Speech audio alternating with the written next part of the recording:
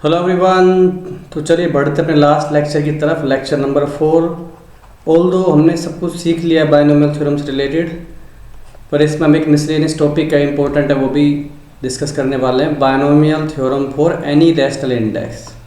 Natural index के लिए अपन ने खोला ही है any rational index. Rational index मतलब अपने नेगेटिव इंटीजर्स भी आ सकते हैं, फ्रैक्शंस भी आ सकते हैं। Index okay. So 1 plus x raise to power n का एक्सपेंशन की अगर मैं बात करूं तो ये आपने एक्सपेंड किया है। कैसे करते थे हम? N C zero, n C one x, n C two x square and so on up to n C n x raise to power n. अब जब मेरा ये जो एन है, इस केस में क्या था? फिक्स कंडीशन थी, नेचुरल नंबर था। अब ये एन कुछ भी हो सकता है, ठीक है? मतलब एन अपना नेगेटिव इंटीजर भी हो सकता है या फ्रैक्शन भी हो सकता है, और some P by Q type of thing where P and Q are integers, Q not equal to zero. तो उस केस में एक्सपेंशन तो उसी तरह से होगा, बस अब आप क्या करोगे? एन सी वन को एन ही लिखोगे क्योंकि n C r natural number के लिए लिखते हैं। तो एक्सप्रेशन में कोई अंतर नहीं आया है। एन सी टू का मतलब क्या? N minus one, two into one नीचे, फिर एन सी थ्री का मतलब क्या है? तीन घटते फैक्टर ऊपर, नीचे 3 2 1 x cube and so on. अब इसमें देखो चीज़ क्या है कि ये सीरीज जो बनेगी, जब आपका एन नेगेटिव इंटीजर है या फिर फ्रैक्शन है, उस केस में ये सीरीज जो बनेगी ये बनेगी इनफाइनाइट सीरीज, ठीक है? तो आर एच एस आपकी इनफाइनाइट सीरीज है, एल एच एस एक फाइनाइट नंबर है, तो डेफिनेटली तभी वैलिड होगा जब मोड एक्स की वैल्यू लेस देन 1 हो, ठीक है? तभी अपनी जो आर एच एस है वो एक बाउंड के अंदर अंदर आएगी। जैसे इनफाइनाइट जीपी में बोलते हैं ना अपन की कॉमन रेशियो की वैल्यू 1 से छोटी होनी चाहिए, मोड आर की वैल्यू 1 से छोटी होनी चाहिए, तभी अपन उसका अपर बाउंड मतलब कोई लिमिटेड वैल्यू फाइनाइट वैल्यू दिख सकता है, अदरवाइज वो सम इनफाइनाइट हो जाएगा। और वो करना अलाउड नहीं क्योंकि एल तो फाइनाइट है ही, ठीक है? तो ये एक कंडीशन रही। तो आपको याद तो हो गई होगी किस तरह से निकाली अपन ने, ठीक है? फिर भी इसका बेसिक प्रूफ देखना चाहो तो कर सकते हैं। इसका पॉलिनोमियल एक्सप्रेशन क्या बनेगी? A naught plus A one X plus A two x square A three X cube and so on, ठीक है? बहुत सा डिफ्रेंशिएशन करने से पहले अगर मैं एक्स की वैल्यू 0 डाल दूं तो ए नोट की वैल्यू मेरे पास 1 आ जाती है। अब डिफ्रेंशिएट कर दो, N one plus X N minus one, ये हो गया A one plus two A two X, three A three X square, four A four X cube and so on. अगर मैं अब एक्स की वैल्यू 0 डाल दूँ तो ए वन की वैल्यू आ गई अपने पास एन, देखो मैच हो रही है ना ऊपर से। सेम ऐसे एक बार फिर से डिफ्रेंशिएट कर दो तो क्या हो जाएगा? N N minus one, one plus x raise to power n minus two is equal to a one तो हट गया, two A two, three into two a three x, four into three a four x square and so on. अब x की value 0 डालोगे तो ए to का value कितना आ गया अपने पास? N N minus one divided by two into one. फिर से एक बार डिफरेंशिएट कर दोगे तो ए थ्री की वैल्यू आ जाएगी n N minus one N minus two divided by 3 2 1। Okay, so expression तो दिख गई अपने को किस तरह से आ रही है। ओके, सो तो इसमें हम बेसिक से एग्जाम्पल करके देखें कि मान लो मैं आपको एक्सप्रेशन देता हूँ 1 plus three x by two whole thing raise to power half, T4 की वैल्यू निकालनी है। इसके अंदर फोर्थ टर्म क्या होगी? तो सबसे पहली बात तो ये एक्सपैंड कब कर पाओगे आप? जब ये जो चीज़ है इसका मॉडुलस 1 से छोटा हो, मतलब मोड एक्स की वैल्यू 2/3 से छोटी हो। ओके, मतलब एक्स की वैल्यू अपनी -2/3 से 2/3 के बीच होनी चाहिए। तो एक तो ये बात दिमाग में क्लियर हो जानी चाहिए कब एक्सपैंड कर सकते हो। दूसरा T4, तो T4 का मतलब एक्स की वैल्यू क्या? एक्स का क्यूब। तो ऊपर ये क्या बनेगी? सीधी सीधी term N N minus one N minus two divided by 3 2 1 3/2 X का होल क्यूब, ये अपने T4 आ जाएगी, ठीक है? तीन फैक्टर नीचे 3 2 1, सो ये क्या बन गया? 1 माइनस हाफ माइनस वन हो गया मेरे पास, माइनस हाफ माइनस 3/2, तो ऊपर प्लस का हो गया 3/8, ठीक है? नीचे 3 2 1, ऊपर हो गया 3 का क्यूब 2 का क्यूब एक्स क्यूब। सो 3 से 3 कैंसिल, ये कितना हो गया अपने पास 3 2 1, 2 रेज टू पावर हो गई अपने पास कितनी 3 7। So if this becomes 27 upon 128 x cube, ये फोर्थ टर्म आ गई। इजी। तो इस तरह से अपन कर सकते हैं इसको। इसमें भी और देखो, मैं आपसे पूछूं कि find coefficient of x raise to power r in 1 minus 2x raise to power minus half. ठीक है। सो ये एक्सप्रेशन क्या बनेगी अपनी, इसको अगर खोलना चाहो थोड़ा सा आइडिया लगा के देखो, 1 प्लस एन एक्स, एन मेरा माइनस हाफ, एक्स इज गया माइनस 2x। ओके, फिर n minus 1 divided by 2 into 1 minus 2x whole square. तो बस मैं आपको इसलिए दिखा रहा हूँ इसको क्योंकि हर एक टर्म प्लस के साथ चल रही है दिखाने के लिए। ठीक है, ये दोनों term negative negative negative positive, यहाँ पे इवन पावर आएगी, फिर 3 टर्म नेगेटिव की आएगी तो माइनस 2x का क्यूब होगा तो वहाँ से नेगेटिव आ जाएगा। सो ये बात समझ में आ जाती है मेरे को कि x रेज टू पावर का जो कोफिशिएंट है वो सिंपली मैं क्या लिख सकता हूँ, हाफ प्लस 1 हाफ प्लस 2। अभी प्लस किस लिए कर रहे हैं समझ में आ गया होगा आपको, ये सारे माइनस खत्म हो जाएंगे। ठीक है, एंड सो ऑन, एक्स की पावर आर है ना, तो मेरे पास r माइनस 1 तक चलाना है इसको। सो r plus half plus r minus 1। ठीक है, 1 2 r माइनस 1 तक नीचे फैक्टर कितने हो जाएंगे अपने, 1 से लेकर r तक का काउंट आ जाएगा, 1 2 3 4 up to r into x raise to ये 2x raise to power r। ठीक है, माइनस सारे एडजस्ट हो गए, ध्यान रखना, हाफ प्लस 1 हाफ प्लस 2, देख लो माइनस 1 है फिर माइनस 2, सबके माइनस बाहर आ गए, इसलिए ऐसा किया है। सो ऊपर क्या बन गया अपने पास 1, ये करोगे 3/2 5/2, तो 1 3 5 and so on up to 2r minus 1। Odd numbers का प्रोडक्ट आ गया, नीचे हो गया 2 2 2 how many times 2 raise to power r, और ये r फैक्टोरियल हो गया, इधर भी 2 रेज टू पावर r हो गया, x raise to power r हो गया, 2 रेज टू पावर r से 2 raise to power r cancel कर सकता हूँ। और ऊपर देखो ये क्या है, ओड नंबर्स का प्रोडक्ट है। ओड नंबर्स का प्रोडक्ट अपने सेट करने के लिए फैक्टोरियल की फॉर्म में क्या कर दो, बीच में सारे इवन इंसर्ट कर दो, 2 4 6 एंड लास्ट में 2r, और वो सब नीचे भी डाल दो, 2 4 6 अप टू 2r। तो अपनी एक्सप्रेशन क्या बन जाएगी, ऊपर तो हो गया 2r फैक्टोरियल कंप्लीट, नीचे देखो ये r इवन नंबर्स है, सब में से 2 बाहर निकालूंगा तो 2 की पावर r आ जाएगा फिर से, और 1 2 3 4 अप टू r, फिर से r फैक्टोरियल बन गया, तो r फैक्टोरियल का square. So x raise to power r का कोफिशिएंट क्या हो गया, 2r factorial upon 2 raise to power r factorial square. ठीक है, सो अब कुछ इंपॉर्टेंट देखें हम एक्सप्रेशंस, कुछ important expansions. So 1 plus x raise to power minus 1, तो ये देखो ऐसा दिखता है मेरे को, ये है कि नहीं, और एक 1 minus x raise to power minus 1, ये दिखेगा मेरे को 1 अपॉन 1 माइनस एक्स। तो देखो इनफाइनाइट जीपी से भी हो जाएगा, a upon 1 minus r, infinite GP का याद है आपको, a अपॉन 1 माइनस आर, तो a 1 है, r की वैल्यू माइनस एक्स है, तो इनफाइनाइट जीपी क्या बन जाएगी, 1 minus x plus x square minus x cube plus x raise to power 4 and so on. और ये a 1 है और r की वैल्यू प्लस एक्स ही है। ठीक है, x cube x raise to power 4 and so on, और 1 minus x raise to power minus 2 को खोलोगे तो क्या आ जाएगा मेरे पास, ये हो गया 1 अपॉन 1 माइनस एक्स का whole square. So basically 1 plus N X. अभी क्या बनेगा मेरे पास, minus two into minus 1 divided by 2 करो तो 3 आ जाएगा एक्स क्यूब, फिर -2 -2 -1 -3 -4 डिवाइडेड बाई 3 2, और माइनस एक्स का होल क्यूब करोगे तो 3 2 3 2 कैंसिल, तो पैटर्न दिख रहा है आपको, 3x² 4x³ 5x⁻4 6x⁻5 and so on. ठीक है, काम आ सकते हैं ये, इसलिए लिख रहे हैं, पैटर्न सीधा है इसलिए कर रहे हैं, उसको ऊपर टांग होता तो याद रखने की ज़रूरत नहीं है।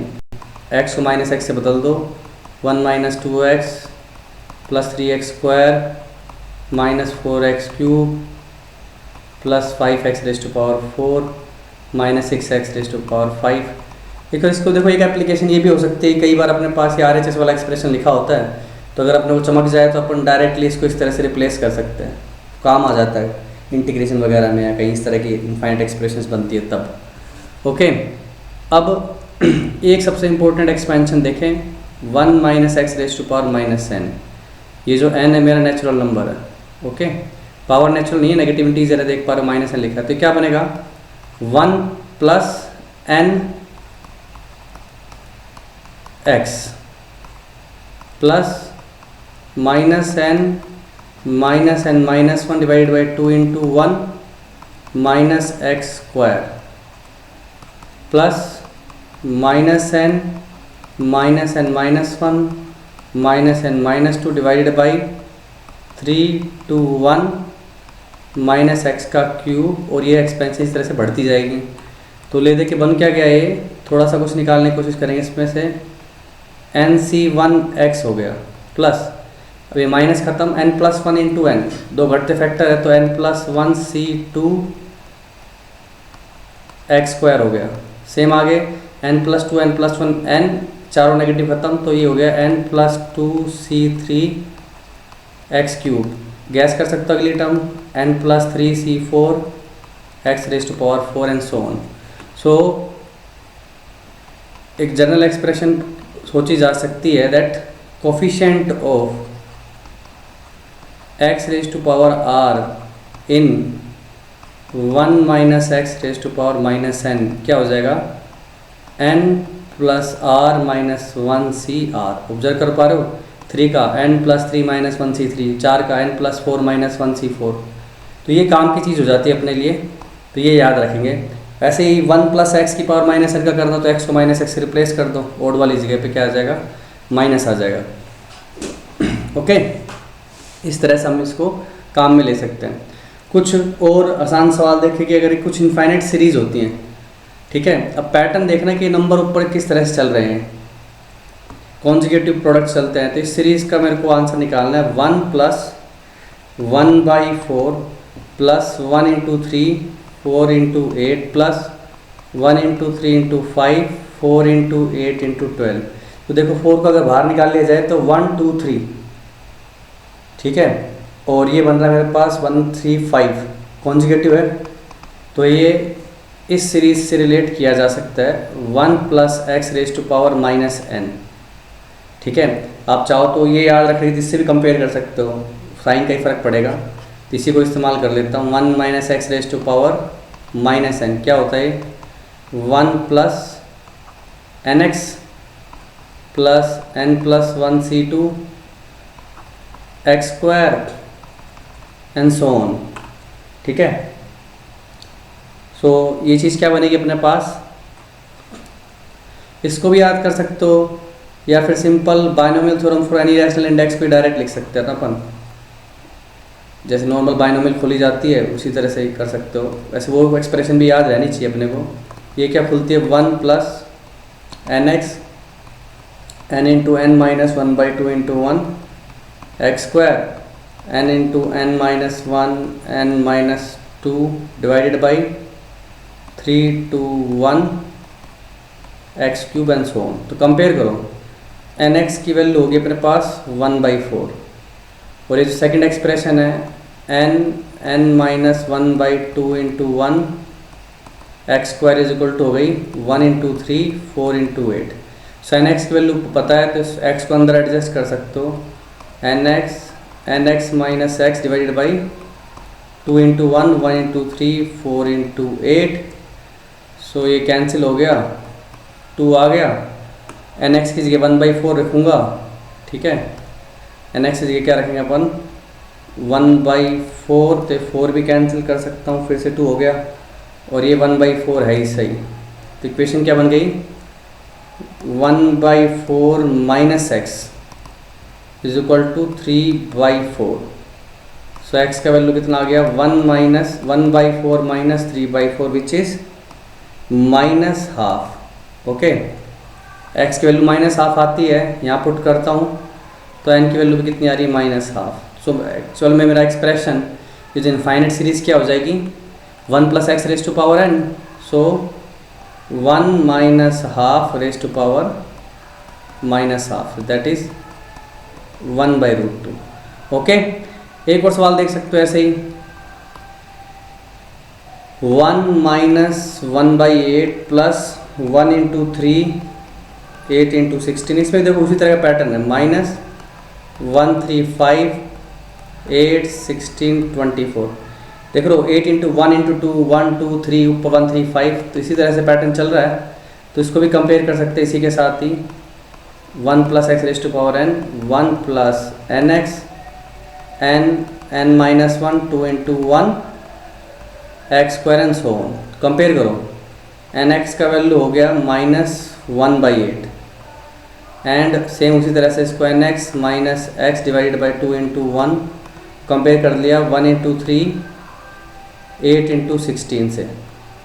ठीक है, अब इसकी वैल्यू रखते हैं अपन, nx की वैल्यू -1/8 तो रखो, क्या बन गया -1/8 minus x divided by 2 × 1 3/8 × 16, minus minus हटा दिया। ओके, ऊपर हो जाए मेरे पास ये 8 2 जा 16 को कैंसिल कर दूं तो ये बन गया 1/8 plus x is equal to 3/8। So x is equal to 3/8 minus 1/8 that is 1/4। So x को 1/4 रख दोगे तो n की वैल्यू होगी मेरे पास -½ तो पूरी सीरीज़ का सम क्या आ गया 1 + x raise to power -½ that is 2/√5। उल्टा कर लेना नेगेटिव पावर एडजस्ट करने के लिए। ठीक है, तो इस तरह से देखो इनफाइनाइट एक्सपेंशन का यूज़ कर सकते हैं। एक छोटा सा सवाल और देखो कि मैंने दिया 1 - 9x + 20x²। Okay, power -1। इसको आपको इसके अंदर आपको coefficient of x raise to power n देखना है। तो ये फैक्टराइज हो रही है, देखो मिडिल टर्म फैक्टर स्प्लिट हो रही है -5x - 4x। तो इसको मैं स्प्लिट करके डायरेक्ट इस तरह से लिख सकता हूँ और दोनों की पावर -1। सो ये क्या बन गया 1 - 5x 1 - 4x। तो इधर आराम से देख सकते हो कि हमने थोड़ी देर पहले इनफाइनाइट सीरीज़ की बात की थी a/1 - r a/1 - r। तो दो इनफाइनाइट सीरीज़ हैं GP हैं, उनका प्रोडक्ट चल रहा है जिसमें एक क्या r की वैल्यू क्या है 5x whole square 5x whole cube and so on 1 + 4x 4x² 4x³ and so on. Okay, अब देखो कैसे बनेगी मेरे पास पावर n। पावर n कैसे बनेगी, ये 1 मल्टीप्लाई होगा इससे 4 की x की पावर n से, तो 4 की पावर n प्लस 5 मल्टीप्लाई होगा ये x की पावर n - 1 से, तो 4n - 1। तो ये पैटर्न नज़र आ रहा होगा आपको 4 raise to power n - 2 5³ 4 raise to power n - 3 plus plus plus. अब देखो लास्ट में मेरे पास 5 raise to power n - 1 4 plus 5 raise to power n। ये भी तो क्या एक GP है कि नहीं। तो इसका सम भी कर सकते हो आप, चाहे इसको उल्टा भी लिख लो 5 raise to power n 5 raise to power n - 1 4 5 raise to power n - 2 × 4² and so on up to 4 raise to power n। तो नंबर ऑफ टर्म्स कितनी अपनी n+1 टर्म्स इसके अंदर, देख पा रहे हो 4 रेज टू पावर 0 से लेकर 4 रेज टू पावर n तक उठ रहे हो। अब इसमें एक एक्सपेंशन भी होता है जिसका रिजल्ट तो हम GP से ही देख सकते हो। x raise to power n - a raise to power n क्या होता है x raise to power n - 1 x raise to power n - 2 a। x पे से पावर घटती जाएगी, a पे बढ़ती जाएगी। ठीक है, तो आंसर क्या आया था इसको अगर x - a से ऊपर नीचे मल्टीप्लाई कर दूं मैं, मतलब 5 - 4 से पूरी एक्सप्रेशन को, ठीक है, 5 माइनस 4 1 ही होता है, तो ऊपर वाली चीज़ क्या बन जाएगी मेरे पास 5 raise to power n plus 1 minus 4 raise to power n plus 1। Okay, mains में इस तरह के सवाल आते रहते हैं, तो क्या क्या पटांग से लगता है कि इस तरह का आंसर कैसा आएगा, वो इस तरह से आता है। इनफाइनाइट सीरीज है, ठीक है, binomial for any rational index या फिर इनफाइनाइट जीपी की तरह भी अप्रोच किया जा सकता था सवाल। ठीक है, इस पर कुछ सवाल लगाओ, फिर एक शानदार एप्लीकेशन देखते हैं इंडेक्स की पीएनसी में किस तरह से डिस्ट्रीब्यूशन को ऑब्जर्व किया जा सकता है। चलो, अपने binomial theorem for any rational index को सीख लिया, और स्पेसिफिकली ये वाला जो एक्सपेंशन है, ठीक है, इसके अंदर अपने को ध्यान है एक्स की पावर आर का कोफिशिएंट क्या होता है, n plus R minus 1 C R. इस चीज़ का यूज़ करना है distribution of identical things. Beggar coin method ध्यान है आपको, पीएनसी में बताया था, distribution of identical things.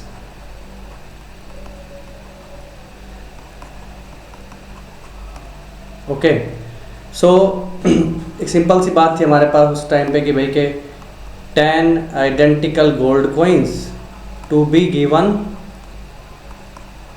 10 identical gold coins या थिंग्स कोई भी ले लो, coins to be given to 3 beggars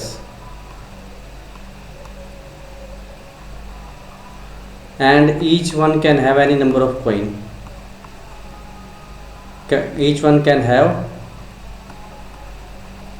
any number of coins.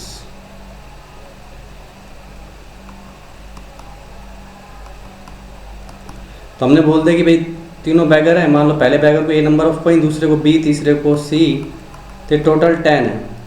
तो कैसे किया था उसमें, हमने एक कम डम्मी बोल देते हैं और आंसर निकाल देते हैं 12C2।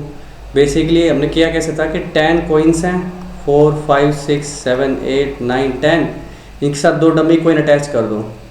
ये एक स्ट्रिप पे चिपके हुए हैं, स्ट्रिप के 3 टुकड़े करें तो 2 कट लगाने पड़ेंगे। तो इन 2 डम्मी कॉइन को और 10 आइडेंटिकल कॉइन को एक साथ अरेंज कर सकते हो आप कितने तरीके से, 12 फैक्टोरियल, 2 फैक्टोरियल, 10 फैक्टोरियल, जो कि आता अपने पास 12C2। अब इसी चीज़ को आइडेंटिकल डिस्ट्रीब्यूशन में ये चीज़ कैसे यूज़ करेंगे, मेथड निकालते कैसे हैं। मैं मान लेता हूँ, सपोज करो एक्स कोई बास्केट वेरिएबल है, ठीक है, एक बास्केट लेके बैठा है ए एक्स नाम की, उस पर इसकी वैल्यू जो भी वैल्यू असाइन कर सकते हो उतनी पावर चढ़ा दो, x1 x2 x3 up to x10, 10 तक जा सकते हो, सारे कोई भी ले सकता है। अब सेम यही सिचुएशन किसकी रहेगी,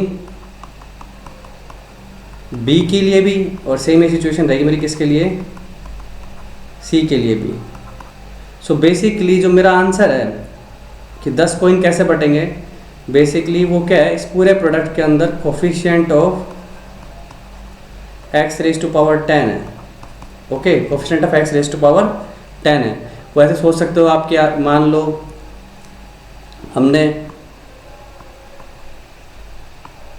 यहाँ पे x³ पकड़ा, यहाँ पे x रेज टू पावर 4 पकड़ लिया, यहाँ पे x रेज टू पावर 3 पकड़ लिया, तो प्रोडक्ट करके x की पावर 10 बन जाएगा ना। जितने तरीके से x की पावर 10 बना सकते हो इस तीनों के प्रोडक्ट में, वही तुम्हारा आंसर है। ओके, सो मोर और लेस ये पूरी एक्सप्रेशन क्या थी अपने पास, x² plus plus plus x10 whole thing raise to power 3। ठीक है, तो ये क्या है, जीपी अपने पास 11 टर्म की, तो 1 minus x raise to power 11, first term 1 है, 1 minus x raise to power 3, so this thing become 1 minus x raise to power minus. इसके अंदर में किसका कोफिशिएंट ये एक्स रेज टू पावर 10 का, तो इसमें तो 11 को तो इग्नोर ही कर सकते हो, तो यहाँ से तो क्योंकि ओपन भी करोगे तो कम से कम कोफिशिएंट पावर बनेगी एक्स की पावर 11। सो सिंपली मेरे को 1 इंटू इसके अंदर ढूंढना है एक्स की पावर 10 का कोफिशिएंट, किसका coefficient, x raise to power 10। तो अपना क्या था, n3 है, r10 है, तो n plus r minus 1cr, तो कितना आया 12c10, जो कि 12c2e है। सो आप बोलोगे वो आराम से हो तो रहा है डमी कोइन वाला मेथड, बैगर कोइन करने जैसे, इतना कॉम्प्लिकेटेड करने की ज़रूरत क्या है। बेसिकली पंगा कब आता है, जब वो मेथड आप तभी अप्लाई कर सकते हो जब आप कितने भी नंबर ऑफ कोइन दे सकते हो, 0 से लेके सारे एक ही बंदे पकड़ा दो। लेकिन अगर मैं कोई रिस्ट्रिक्शन लगा दूँ, ठीक है, कि ए बैगर को 5 से ज़्यादा कोइन नहीं देने, बी बैगर को कम से कम 4 कोइन तो देने ही देने हैं, बाकी कितने भी दे सकते हो, तो उस केस में क्या करोगे आप। मान लो इसी में मैं कह दूँ कि जो ए बैगर है उसके पास नंबर ऑफ कॉइन जा सकते हैं ज़्यादा से ज़्यादा कितने, 4 तक ही जा सकते हैं। और बी को कम से कम 5 तो देने ही देने हैं और सारे के सारे दे सकते हो। और सी के ऊपर मान लो कोई रेस्ट्रिक्शन नहीं है, 0 से बड़ा कोई भी जा सकता है, सारे सारे कॉइन भी दे सकते हो उसको। तो उस केस में देखो वो बैगर कॉइन वाला मेथड अपना थोड़ा सा कम अपने लिए कंफ्यूजिंग हो जाएगा वहाँ पे, है ना। 4 से ज़्यादा नहीं दे सकते, 5 से 10 देना है। तो हम बेसिकली इसमें बास्केट वेरिएबल लगा दिया। इस x के लिए इसकी क्या हो सकती है, x की पावर 0, 1, 2, 3, 4, ओके। इसके लिए 5,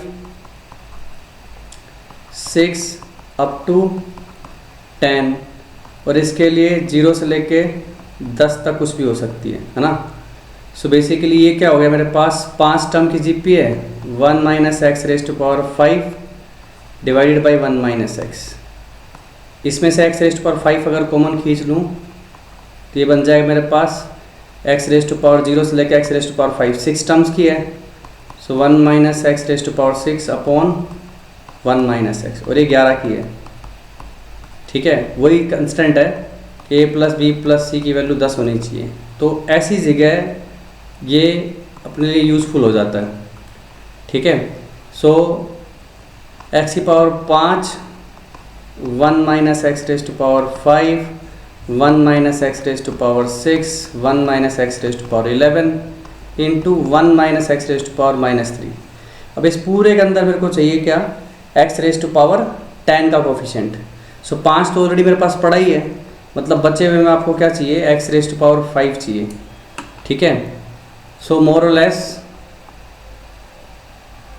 इनका अगर मल्टीप्लिकेशन करोगे इन तीनों का, तो इसमें क्या आएगा मेरे पास 1 minus x raise to power 5 plus other higher powers, है ना। 1 मल्टीप्लाई हुआ, बाकी आप इसको मल्टीप्लाई करो 1 से तो minus x raise to power 5, बाकी किसी से भी मल्टीप्लाई करोगे तो पावर सारी बड़ी ही आनी है। तो उन सबको इग्नोर कर सकते हो, मेरे 5 से ज़्यादा पावर चाहिए नहीं, ठीक है। 1 minus x raise to power -3। So मेरा आंसर क्या आ गया, 1 into x raise to power 5, तो वो क्या होगा 3 plus 5 minus 1c 5 minus 1 into x raise to power 0 जो कि 1 ही है ना, 1 से स्टार्ट होती है एक्स रेज टू पावर 0। तो क्या हो गया मेरे पास आंसर 7c5 माइनस 1, 7c5 हो गया, 7c2 21 माइनस 1, 20 आंसर आ गया। ईजी, यहाँ पे इसकी एप्लीकेशन बढ़ जाती है। एक सिंपल सा सवाल और देखो, 4 डाइस हैं, ओके। उनको मैंने क्या किया, थ्रो किया और टोटल स्कोर 20 आ जाए, नंबर ऑफ फेज बताने इसके लिए।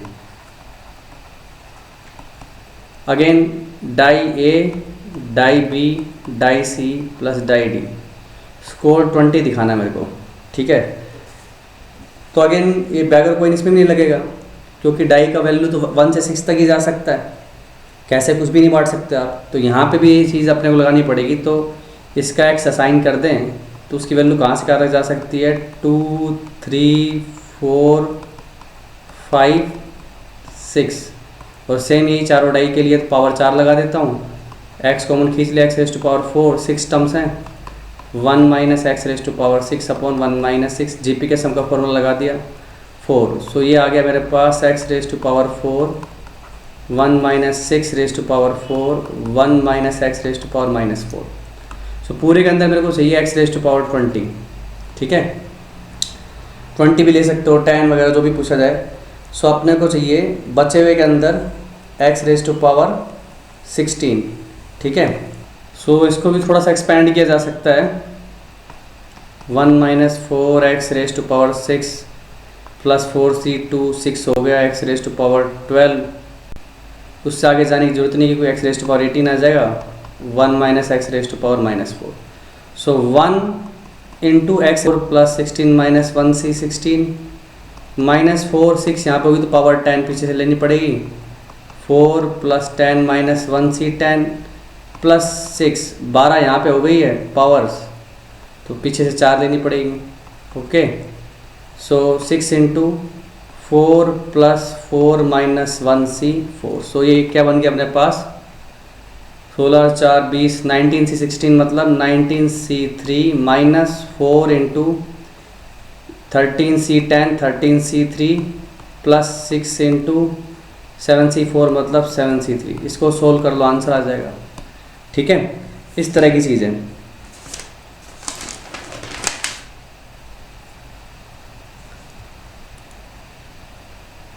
और एक ऐसे ही सवाल बनाने की कोशिश करूँ कि टोटल डाई का जो स्कोर है वो क्या होना चाहिए अपना, < 10 होना चाहिए। ठीक है, तो जब भी लेस देन वाली बात आती है अपने को पता है क्या करते हैं अपन, एक एक्स्ट्रा वेरिएबल लगा लेते हैं। ये टेक्निक सीखी आइडेंटिकल डिस्ट्रीब्यूशन में पीएनसी के अंदर, क्योंकि इसको कुछ भी मिलेगा तो ये वैल्यू अपनी क्या हो जाएगी, 10 से छोटी हो जाएगी। ध्यान रखना ये चारों क्या है, डाई का स्कोर है और ये एक्स्ट्रा वेरिएबल मैंने लगाया ताकि इनइक्वालिटी को इक्वालिटी में बदल सकूँ। तो अगेन ये जो चीज़ है x a b c d, इनकी वैल्यू कहाँ से कहाँ तक जाएगी, 1 से लेके 6 तक, कुछ भी हो सकती है चारों के केस में। और ये जो एक्स्ट्रा वेरिएबल डाला है इसको आप चाहे जो असाइन कर दो, 10 भी असाइन कर दो, सबका स्कोर मिला के 0 हो जाएगा। तो 0 तो कर नहीं सकते ना, क्योंकि 1 तो जाहिर है कम से कम। तो ई की वैल्यू 0 से लेके आगे तक कुछ भी हो सकती है ऑटोमेटिक।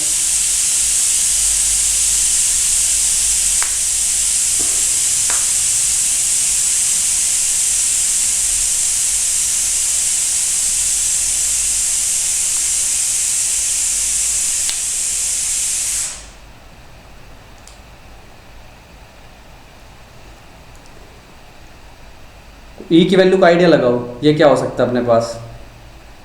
सो ई की वैल्यू मेरे पास देखो मिनिमम 0 भी हो सकती है।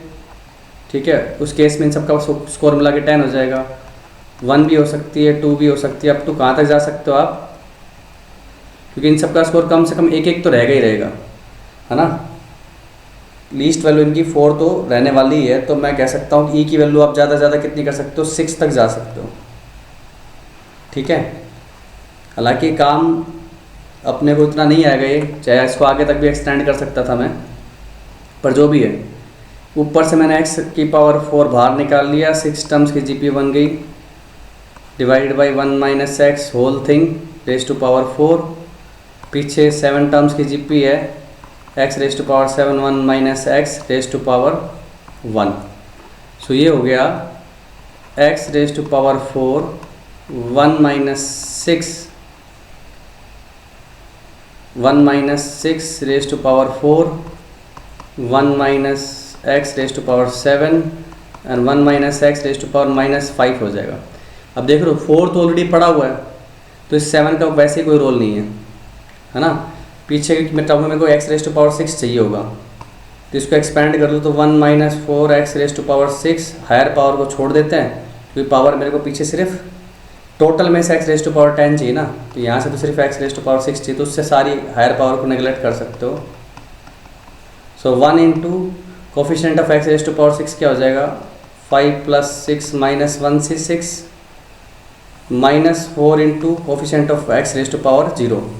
तो ये क्या हो गया, 10c 6 - 4 मतलब 10c4 - 4। सोल्व कर लोगे इसको, आंसर आ जाएगा। ठीक है, इस तरह से हम ये binomial theorem for any rational index specifically 1 - x raise to power -n का यूज़ करके ये सवाल सोल्व करते हैं। ठीक है, ऑल्दो ये हाथ से केस भी बन जाते हैं, पर कभी कभी इसका यूज़ भी करना पड़ता है, तो ये आना चाहिए। एडवांस में जेई मेंस में सवाल जो आए हैं अभी तक, उनमें हाथ से केस बन जाता है, क्योंकि छोटा सा ही आंसर बनता है आपका 0 से 10 के बीच में, या इंटीजर टाइप में पूछा जाता है। फिर भी मेथड हमने सिखा दिया है, तो इस तरह से अपने बाइनोमियल थ्योरम से रिलेटेड सारे कॉन्सेप्ट्स को अच्छे से कवर कर लिया है। आप अच्छे से सवाल लगाइए। आई होप आपका टॉपिक अच्छा होगा इस पर प्लेलिस्ट को पूरा करने के बाद। All the best.